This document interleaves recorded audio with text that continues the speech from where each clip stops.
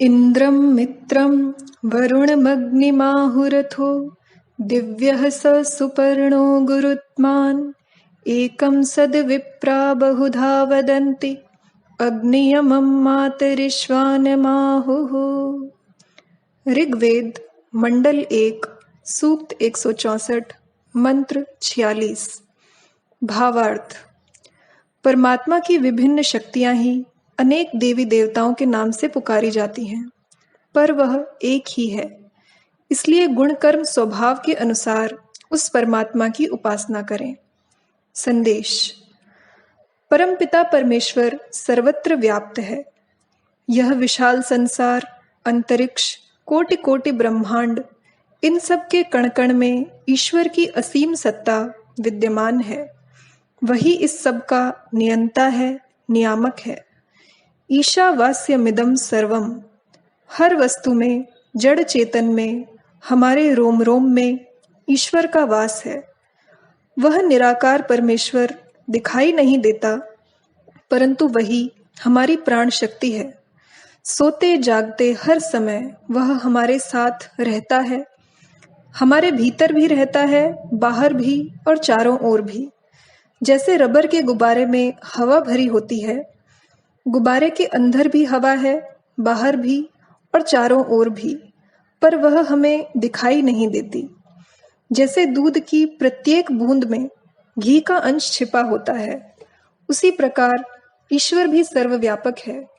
संसार के कोने कोने में, सभी जीव जंतुओं में, पशु पक्षियों में, सभी प्राणियों के रोम रोम में उस परमेश्वर की सत्ता विद्यमान है।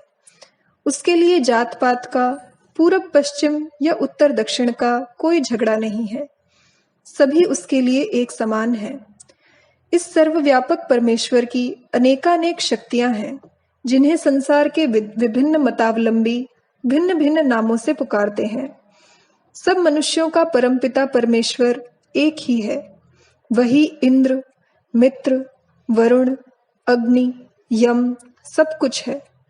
चाहे उसे राम कहो या कृष्ण, दुर्गा कहो या काली, शिव शंकर कहो या अल्लाह या गॉड, नाम का नहीं ईश्वर के गुणों का महत्व है। उन गुणों को अपने जीवन में उतारने, उनके अनुसार आचरण करने और जीवन में व्यवहार करने को ही परमात्मा की उपासना करना कहते हैं। इस प्रकार उपासना करने से, बारंबार के अभ्यास से वे गुण मनुष्य के स्वभाव का अंग बन जाते हैं और वह उत्तरोत्तर श्रेष्ठता को प्राप्त करते हुए देवत्व की ओर अग्रसर होता है। परमात्मा के अलग अलग नामों को लेकर झगड़ा करना सबसे बड़ी मूर्खता है। एकम सद विप्रा बहुधा वदंती।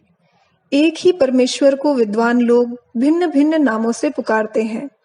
उसका कोई भी नाम लें, पर उसके गुणों को अपने कर्म व स्वभाव का अभिन्न अंग बनाने हेतु सतत प्रयास करते रहें।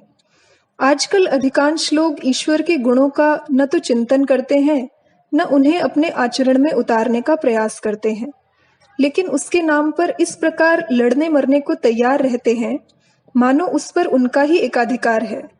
वे समझते हैं कि केवल मंदिर के भीतर ही उसकी सत्ता है। बाहर चाहे जो भी पाप कर्म करो, भगवान देखता ही नहीं। उसके सर्वव्यापक रूप को तो जैसे भुला ही दिया गया है।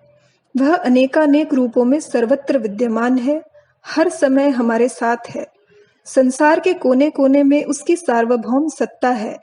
इस तथ्य को सदैव ध्यान में रखना अत्यावश्यक है। प्रभु के नाम और उसके गुणों का चिंतन करते रहें।